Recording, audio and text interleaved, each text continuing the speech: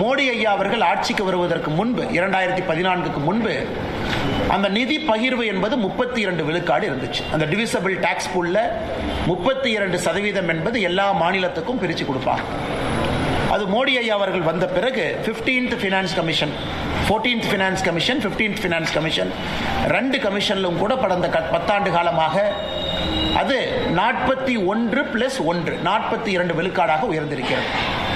41 விழுக்காடு எல்லா மாநிலத்துக்கும், 1 விழுக்காடு என்பது ஜம்மு அண்ட் காஷ்மீர் மாநிலத்திற்கும் 42 விழுக்காடு பிரித்து கொடுக்குறாங்க. இந்த 16வது ஃபினான்ஸ் கமிஷன்லையும் அதே 42 விழுக்காடு மெயின்டைன் பண்ணியிருக்கிறாங்க. 41 விழுக்காடு மாநிலத்துக்கெல்லாம், 1 விழுக்காடு ஜம்மு அண்ட் காஷ்மீர்.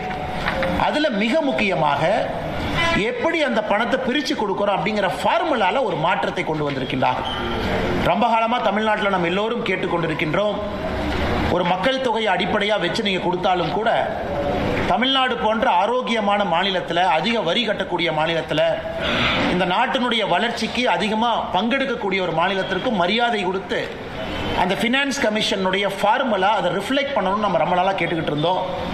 இன்னைக்கு அந்த ஃபினான்ஸ் கமிஷனுடைய குழு நமக்கு அங்கீகாரம் கொடுத்துருக்குறாங்க. ஸோ இதற்கு முன்பு இருக்கக்கூடிய finance commission, 15th finance commission எடுத்துக்கிட்டிங்கன்னா, மக்கள் தொகை 1971, 2011 2 மக்கள் தொகை சென்சஸ் இருக்கு. அது 15th ஃபினான்ஸ் கமிஷன்லேருந்து 71 மக்கள் தொகை அவங்க விட்டுட்டாங்க. 2011க்கு மட்டும் வந்திருக்கிறாங்க. அது அட்வான்டேஜ் ஃபார் தமிழ்நாடு. 15 விழுக்காடு மக்கள் தொகைக்கும், ஒரு மாநிலத்தினுடைய ஏரியா எந்த அளவுக்கு விஸ்தாரம் நமக்கு இருக்கு, ஜாகிரபிக்கல் ஏரியா, அதற்கு 15 விழுக்காடு.